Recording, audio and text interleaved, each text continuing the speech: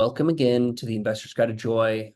My name is Paul Graham. Today we're going to interview Jim. I got a chance to meet Jim through a group I was a part of called Faith-Driven Investors, which is a fascinating group of individuals that are focused on combining their accredited net worth with faith for the greater good. And we talk about raising capital, his experience in a number of different ways. And one of the biggest takeaways I had was the people that he was fortunate and intentionally surrounded himself with.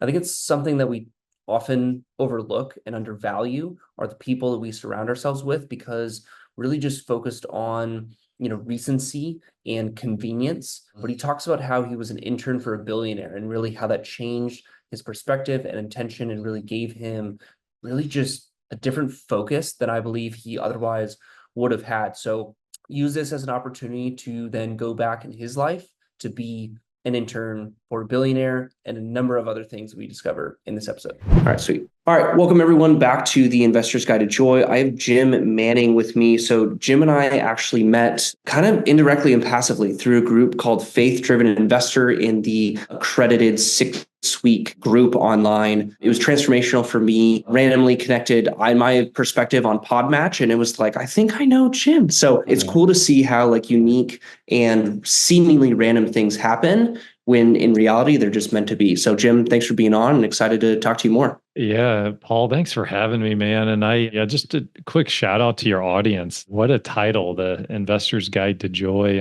and to have that be something to rally a group of people together on. And yeah. Paul, I know we just you're a newer acquaintance. Obviously we met over at that other group, but excited to get you to know you better as well. You got such good insights and thoughts too. So thanks for having me on. I appreciate it. No, absolutely. And I'm excited to, hear more about kind of your mindset and really just your, background as it relates to, mindset, for yourself. You've done a number of deals, a number of funds, really just a number of different things, right? One thing I've found through my life is that, and we talked a little bit about this before, is the sense of permission, right? As well as, sense of ability, right? Can I do this, right? And then the other thing I've really found is that, latching on to other people's in terms of, mentors and advisors to really help you through these kind of unknown things. I've personally found, since we both, raise capital, that it's such an unknown thing. Like when people are like, oh, how much are you going to raise? It's like, I don't know. At least for me, I'm like, I don't know, three, we'll see what the market brings, right? Certainly we want to aim for these goals because we need to say, acquire a property or do the fund, but it's just a completely unknown thing. In my perspective, it brings me a little bit closer to faith sometimes, not because we have to hit, some of these numbers, but it's just the unknown. It's like just being dropped into the ocean and being like, all right, go fundraise. You may have a paddle, you may have a book, you may have that connection that has enough money to fund the deal type of environment, right? And so it could be anxious, it could be stress, there could be all these emotions. I guess really my first question would be what have you found to maybe understand those emotions or maybe process those emotions? Because at least for me, it's been a lot of emotions kind of fundraising. That's right. And I think the first distinction, and we can talk about Jim's journey of joy. Maybe that can be the topic of this. Cool. All right. When I first started out, I kind of had this well, if we do 100 flips this year, then I'll be happy. Or I had the kind of the end result of and rewind it. So we've done over 3,500 deals now as a team, and I founded 3 companies that run without me, 2 real estate funds, you name it. But I love this topic. I haven't talked a whole lot about it. And my first job out of college was a blessing. It was an internship for a self-made billionaire. Okay. And so I had a firsthand seat to meet someone that literally from the ground up achieved the pinnacle of business success, building a company that turned into a $1 billion net worth, right? And what was crazy about the experience was, for one, as a 22-year-old Jim, watching this guy, kind of this wider than tall 60-year-old guy that had the supermodel girlfriend in her late 20s, I was admiring this guy, oh my gosh, America's amazing. You can do this. Yeah, it's possible. Yeah. And you see it firsthand. And he puts one leg on at a time. Mm-hmm. And so that was the first week that I had with him. And then the second week, as I got to know him, and what I did on the internship was I was in his house, and it was more of a personal level because we were labeling his wine collection and helping him inventory it. Okay. That was what the company did. And the second week, as I got to know him better, I realized, holy cow, this guy, don't know if I've met anyone that lacks joy like this guy does, that he is Mm, completely unhappy. And so on one hand, I got to see the upside of business success and what an amazing country America is to be able to live in. And on the other hand, I got a good dose of what the cost is. And that really led me to a profound guiding principle that has really led my life. And I think I think we're going to get to that at the end, because Paul has a yeah. question for me at the end. So what I did was I set out saying, okay, well, maybe I can do something really big and amazing too. Yeah. And my faith's important to me, and Hmm. I went to a Jesuit high school, and they said, hey, well, it's all about for the greater glory of God. And so Yeah. I fell in love with the idea of real estate investing, because I could buy a property, fix it up, and then resell it and create a home for a family. Mm. And I liked the idea of making a lot of money while I did it, so I Sure. could It's a do yes good. and. Yeah. Yeah, that's right. And so then in my 20s, we built up our business. We were able to, build up, and yeah, and the way we did the way we did it was, I went from a $0 net worth. I would do a flip, and then I'd have a little bit of money, and I would borrow 100% of the purchase price from high net worth individual. And we did that for a couple of years, and we were able to do 3 flips at a time as it grew. And then we realized, well, wait, we have a couple high net worth individuals. I wonder if they're willing to lend us 100% of the repairs and the purchase price. Mm. And when we figured that out, within the amount of deals we could do was only limited amount of money that we could raise. And it turns out we did a pretty good job raising money, and we built it up to a couple hundred flips at a time. And the interesting thing was, but it became not about like for the greater glory of God. It became for the greater glory of Jim.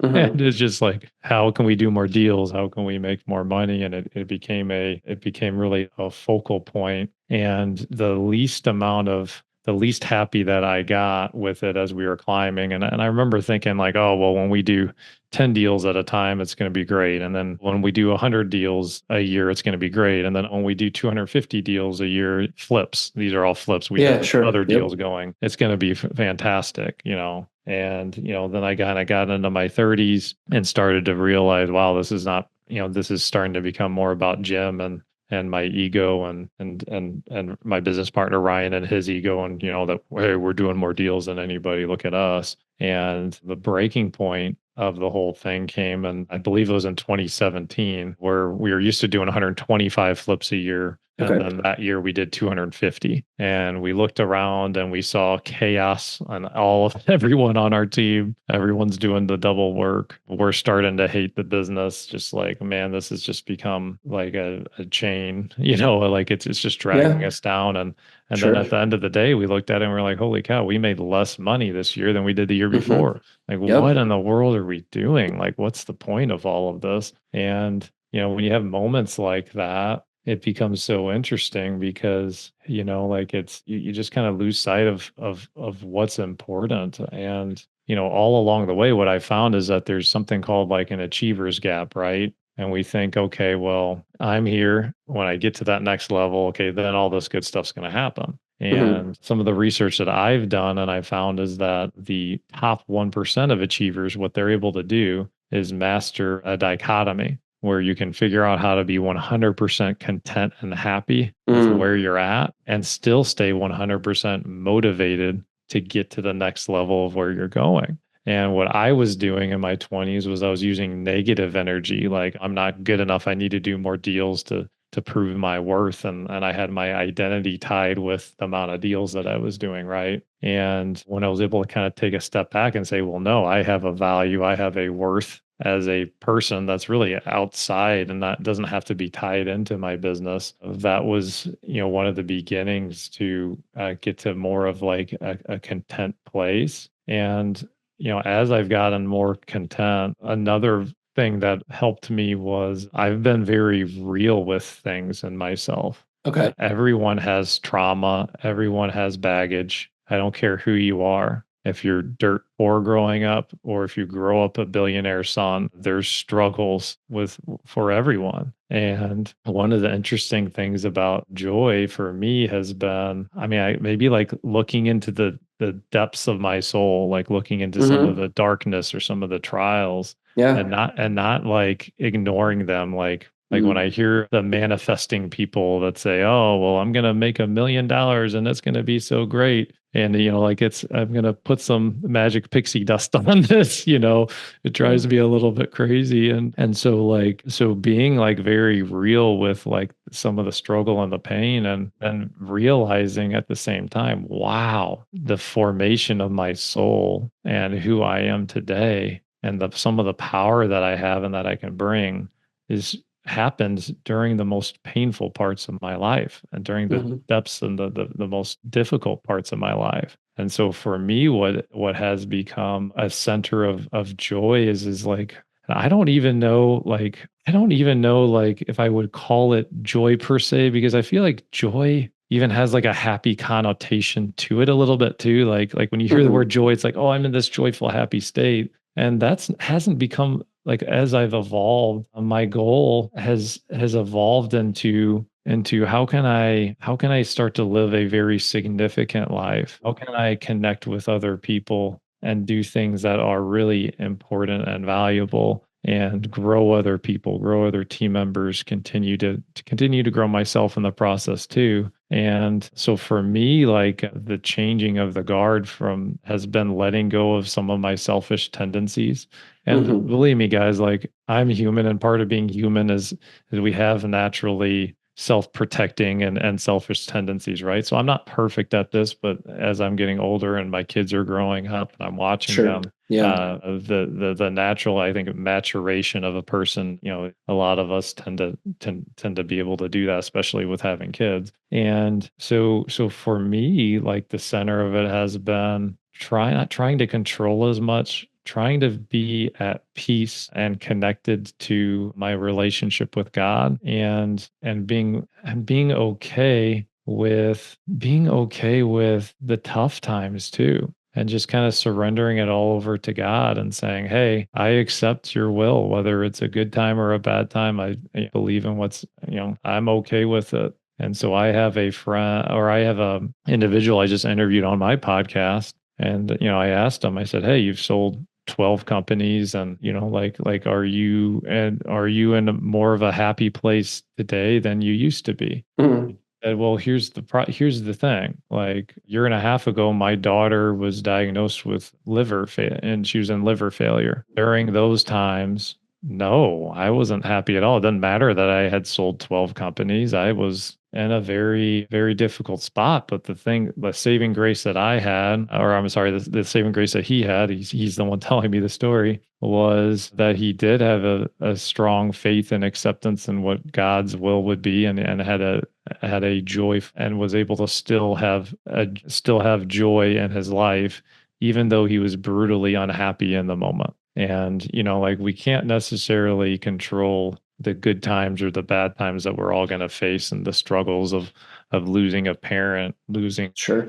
losing a child, losing a sibling or best friend. I mean, we're going to encounter all of that, but like what if we can get to a place, this is what's going on in my head, or what if I can get to a place that regardless of the season I'm in my life, I can maintain a joyful, centered state, and be able to embrace the challenges, and enjoy the good times all together in Mm-hmm. one, and Yeah. and and at the end of the day, be able to look back and say, "Man, what a ride! I Mm-hmm. got I got to feel everything. I got to feel all the joy, all the pain of what it was like to be a human on Earth." And then like so for me and my journey on investing, and the faith driven investor group, I really Mm-hmm. like this is I had started to silo my investments, and Mm-hmm. it became about making money, and then there's charitable work, and those are kind of like two separate things. Yeah. 90-10 kind of thing. Yep. That's right. And so for me, I got to a point, in my middle to late 30s, where I'm like, well, man, is this all there is? Like we're humming along, we're doing several hundred deals, we're building the portfolio, and everything's going great. I'm getting a little bit bored and a little bit like like I had discontent in my heart. And then I got really lucky. I met an individual that's now a business partner named Jason Courtney. And Jason shared with me, he said, "Hey, well, there's something called a lease purchase investment strategy that I've been doing, and I've been helping people become homeowners that otherwise couldn't without me." Mm-hmm. And, so then I said, "Oh, well, that sounds interesting. Like, why don't we do a deal together and just kind of see what we think?" And one of our first clients I'm sorry, is still an existing client, has a special needs child, and they're making good money with the special needs child, raising them, and then that kid got sick. And so Mm-hmm. then they got behind on medical bills, and then that dinged their credit. And when we crossed paths with them, they had to have a certain school district. And if you have a kid in first grade and your credit's going to take 6, 7 years to repair, that's all of grade school basically, right? So they didn't Mm-hmm. Yeah. have that much time. And we came across them and said, well, that one-time hardship, you could have saved a rainy day fund, so maybe you messed up there, but you didn't. And your kid needs this certain school district, so we have a house in it. Why, you don't have to rent. Why don't you be a homeowner, and then we'll help you with that and get your kid and your special needs child in the school district that they need. And when that happened, it was really like the two worlds colliding. And I was like, Mm-hmm. wow, I can really make an impact, and I Mm-hmm. can make money at the same time while I'm doing it. But like, I can really do it in a way that I feel amazing about. Yeah. And so then then that started going really well. And then I think we were over 3,000 deals in without ever having equity partners. We just had our debt partners. And then the amount of deals we were doing, was starting to outpace what we could afford on our own. So we went to our existing debt partners and said, "Hey, would you want to do equity?" And over 30 of them signed up and kind of got us off the ground and rocking and rolling. And, we're in the process of getting ready to open up our second fund in this strategy now. And but like, I think that the interesting thing about it, and you mentioned like, hey, well, raising capital and everything, and it's very hard. It's a hard thing to do. It's really challenging. Yeah. And I have a lot of joy and contentment with what we're doing right now, because I very much feel called, like this is kind Mm. of a new purpose and a calling for me. And, my goal at the end of the day is I'd like to meet my maker and have him say, "Well done, my good and faithful servant." Certainly. And Is he going to give you a high five or a pat on the back? well, What's your preference? I don't know. Whatever he wants. There you go. That's the best heart posture answer. Yeah, wherever he wants, he knows what's best. Yeah. That's incredible. Good Yeah. job. Well, yeah. So we decided to kind of do it at a little bit bigger of a level with the fund. And I don't want him to say, "Hey, well, I gave you this ability and this team to do amazing things for not just your own community, but potentially across the nation. And you're too chicken to go for it and to do it." Sure. So when I'm having like, like different struggles, or like with the complexity of opening up a fund and dealing with all of that, there's still like an overarching like it's not happiness, and it's not like the joy that you correspond with happiness, but it is very much like contentment, or like, hey, I feel like I'm on the right path. I feel like this is what I'm supposed to be doing. I don't know if it's ultimately what I'll end up doing. None of us do, but it's certainly preparing me for something else if God wants me Sure. somewhere else. But Doing what you're um, doing right now. Yeah. I mean, it really takes the thought of like, it's not just like picking a number of, hey, we're going to raise this much, right? It's more of what I'm taking away. Like, it's more intuition. It's faith, backed, right? Whether that be like a religious type faith or just a, personal internal faith. I would think it's, both, like a healthy sense of both. Hey, God's called me to do this, and I have a belief that I will, fundamentally be able to do that, certainly. yeah, And then and having that drive yeah. to, do so. Yeah. That's right. And yeah, if I was like in my 20s, I would have maybe thought like, "Oh, well, I'm doing my purpose and what God asked me to do, and or what I believe God asked me to do, and everything should just be like smelling roses and and rainbows and sunshine." That's not how it works. There's a reason they call it work, and there's a reason why, and a lot of the time, like it may challenge you to your core, and be some of Mhm. the hardest stuff that you've ever done in your life. I read a book by Walter Chizek called "He Leadeth Me," And he was questioning God because he felt called to evangelize in Russia during World War II. So he goes over there and gets into a prisoner of war camp and like literally is ostracized not only by the other prisoners too. Like literally he has no one he can evangelize to. Everybody's both sides are hating him. And he says, well, like I came here, I felt like you called me to like do good things for the faith and the church, and I'm not doing anything right now for the faith and church. Like what the heck, Mhm. and then he had to take a step back and realize, well, I need to, like, this is testing my faith. I need to be okay with the challenge and God's really only asking me to do what I can do one day at a time. Like I can't, I'm not going to be able to do more than that, but I need to trust that there's still a reason that I'm here, even though I can't see it right now. Yeah, definitely. I've interpreted it as, you're promised suffering, but you will experience suffering. In that suffering and in those moments, it's then, are you learning the right things, right? Not just getting through the storm, but are you learning the right things in the storm? Then the other piece, at least that I found as part of my story and my testimony, is then, well, then that's my testimony, right? Like I've done, a number of different things such as, 75 hard, or going after, fundraising, or building software companies, or,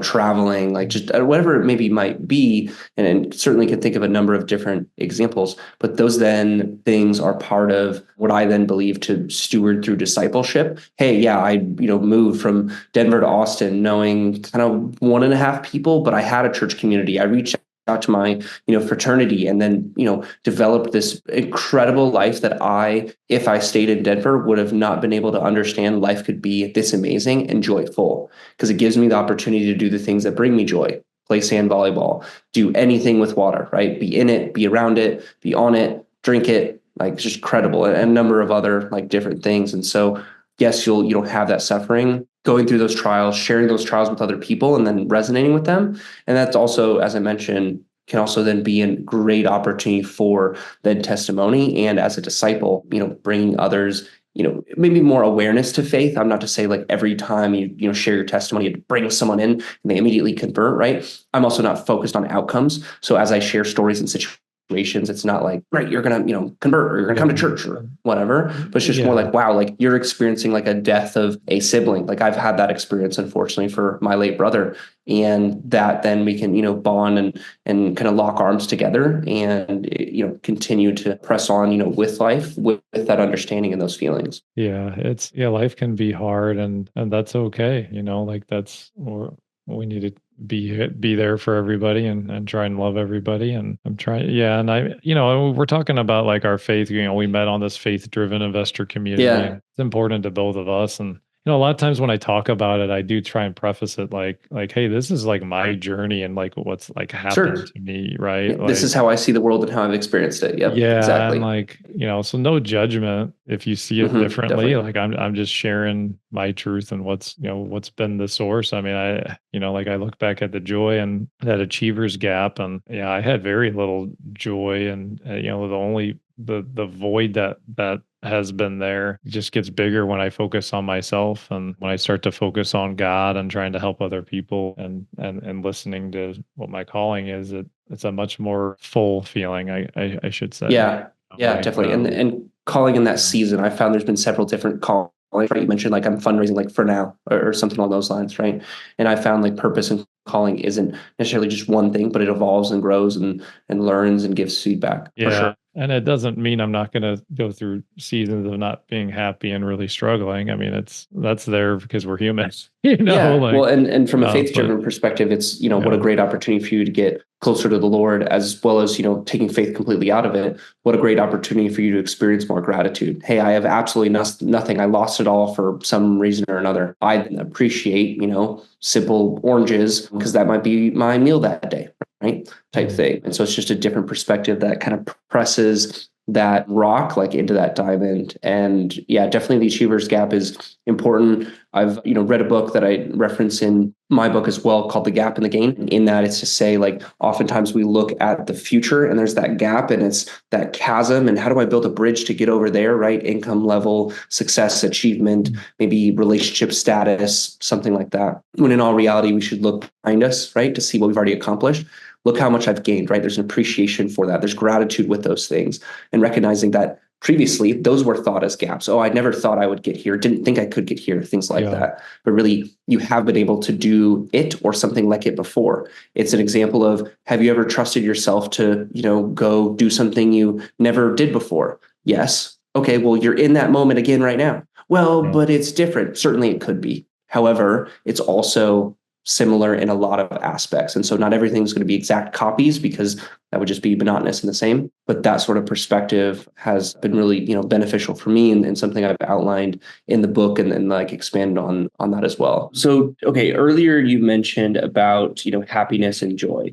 So I found that happiness is like a moment and joy is kind of an attitude. Like, how have you seen that kind of be transformed or even changed, like throughout, your life? I found that there were, like, most of my life, it was essentially, hey, let's focus on happiness, right? That moment, I feel great. And then maybe a trial comes and I'm like, what the heck? And the happiness is like gone, just bat out of hell. But joy is really more kind of that attitude and staying. So share more of what your experience has been with happiness, with joy. Yeah. So, like, I mean, I think it's been very similar, Paul. And I think as I've matured, I think there's a realization of how hard life is. You can't deny how hard it is because, oh, I'm so happy.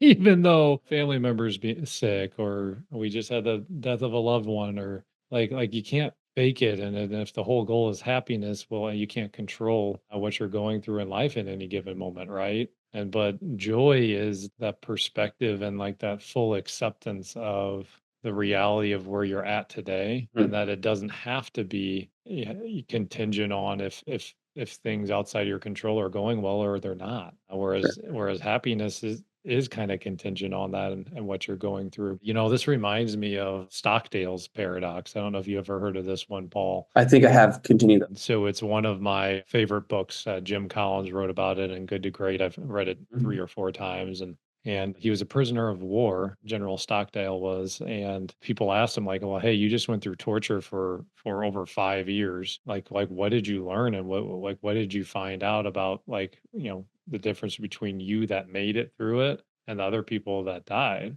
And he said, "Well, the optimists are who died and didn't make it through the suffering." And said, well, tell me more about that. Well, if someone got in their head that, hey, by Christmas, we're going to be freed, and then Christmas came and went, and we weren't free of that suffering, then that would demoralize them. And then, then they would be done. And what Jim Collins figured out was that there was a paradox, though, as well with Stockdale. Like, he did have an optimistic view on the overall outcome of his life. He Mhm. believed that he was going to prevail and win the war and get out of the prisoner of war camp. He was 100% optimistic about that. But then on the flip side of the coin, he was 100% real about the hell on earth that he was going through, and that he was literally in a battle for his life every single day as a prisoner of war. And so, when it comes to joy, I love that parallel is in that, hey, like, if for those of you that are believers out there like I am, like,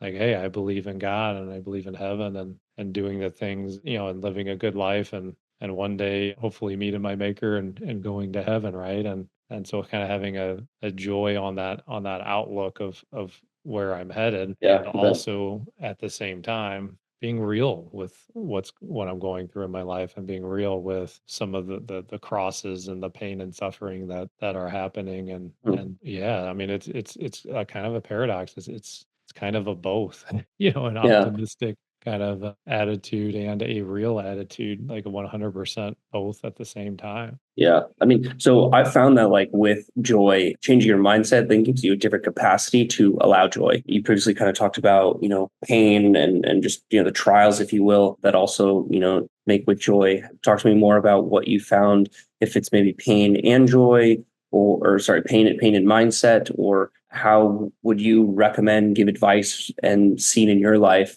that you've increased your capacity for joy and allow more joy. Yeah, and so I need to preface this with, this is what's worked for me. And, I mean, I have no judgment on anybody. I'm speaking my truth here. Yeah. I was caught in the achiever's gap, where if I when I first started my career, I was going after 10 real estate deals. if I got the 10 real estate deals, then I would be happy. Or then I would have made it, right? And Yeah. then I got to 10 deals and it's like, well, no, I'm going to go to 30.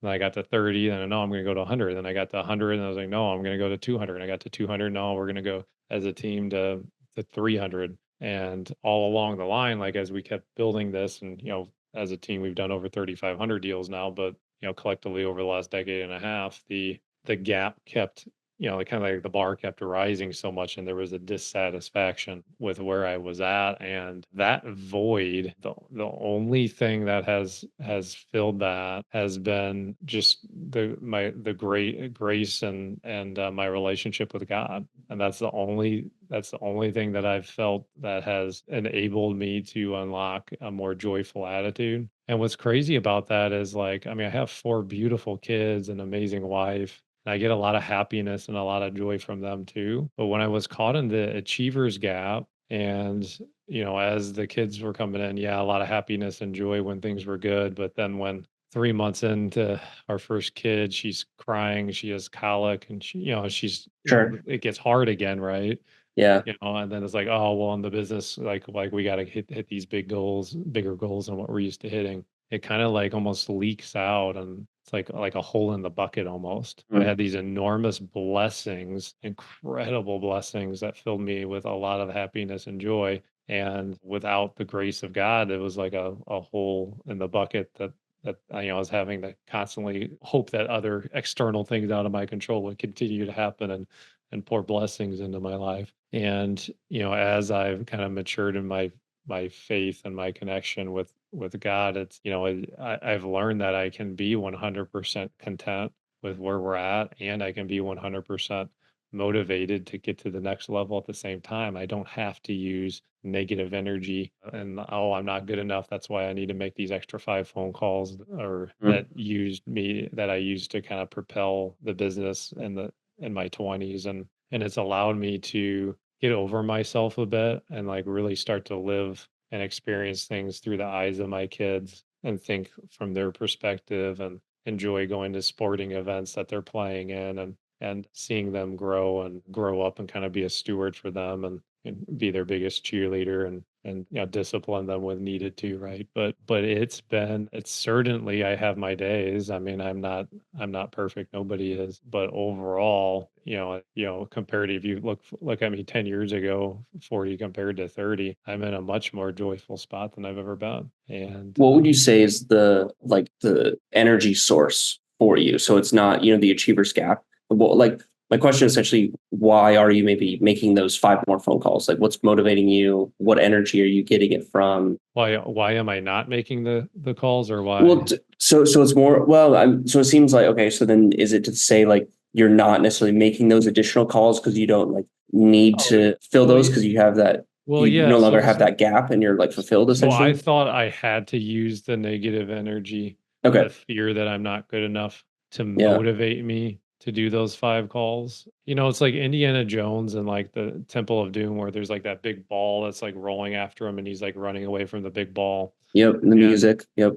yeah, that worked really well when there was a ball there. Like when I was Sure. in my 20s, there was a ball, like just scared to pay the bills and grow the business and everything, right?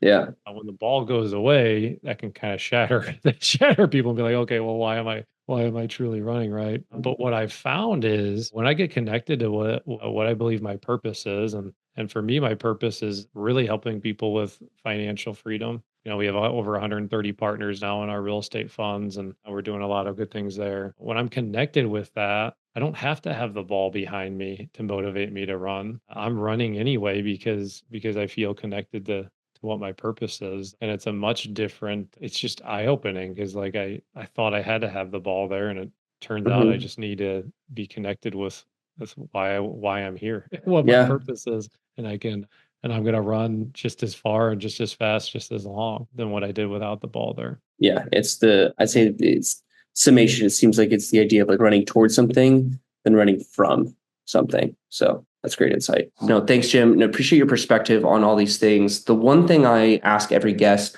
is this is the guide to joy. And so what is like a concept, a motto, a perspective, a quote that you would put in the guide to help people, along their path? Absolutely. So I, at the beginning of this conversation, I kind of mentioned that, I met this billionaire that had no joy, had all the success, right? And so it set me upon a path to try and value my family and not only build a big business and build a successful business, but also help people along the way and not lose my family and the key relationships in the Mm, process. And it's really made me so passionate about real estate fund structures as well. Because if you think about it, a real estate investing is not passive. You have to mhm. find a property, negotiate it, manage contractors, et cetera. It's a lot of work to do it right.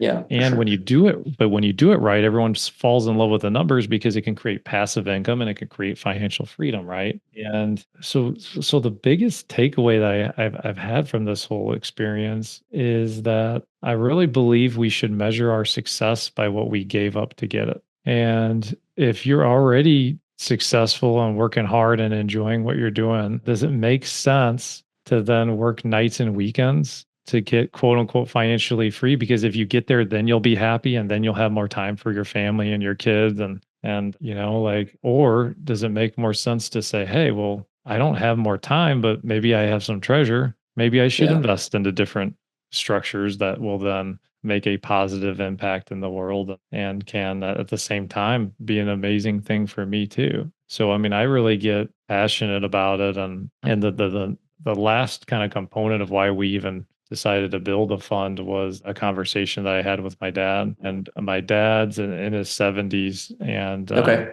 Might a might couple as well. yeah, a couple of years ago, he confided in me. He said, "Hey, I'm afraid of running out of money before I die." And that took my breath away. And Paul's smiling because, yeah, you shared a common Yeah, root before yeah, we did yeah. The this, similar ages. Yeah, but he and I said, "Well, Dad, like, I mean, you're a self-made millionaire, right? I think, I can kind of do the math. Yeah, upper middle class. You guys, we went to the Lake of the Ozarks every other year. We didn't even go every year, which is like sure. a couple hour drive from St. Louis. We weren't going to Europe or anything.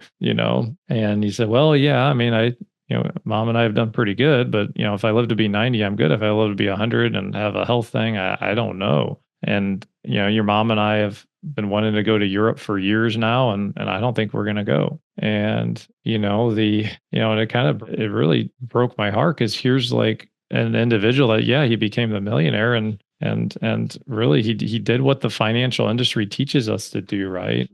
Get a job, work hard, invest into the 401k, into the stock markets, and then you'll end up having enough money that hopefully you'll be able to survive at the end of the day.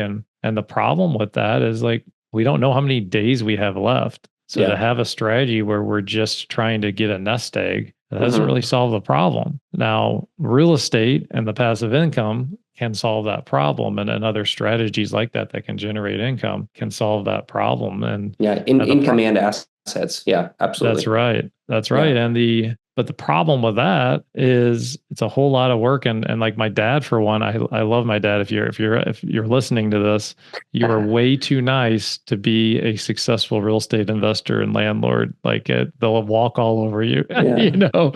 But the good news is that if you learn how to be a passive investor, and that's really what Hmm. my podcast, The Passive Wealth Show, is about, is Yeah. you can develop a skill set to have other people do the work Hmm. for you. And then Certainly. that's what frees your time up. That's what can allow you to become financially free without the opportunity cost of being that, kind of getting there, or being like in that same spot that self-made billionaire was, that Hmm. man, I got there and I sacrificed everything to get there, and in the process. So I mean, that's kind of how I think about things now, and it gets me up and gives me a lot of purpose and joy to try and help people. And Yeah.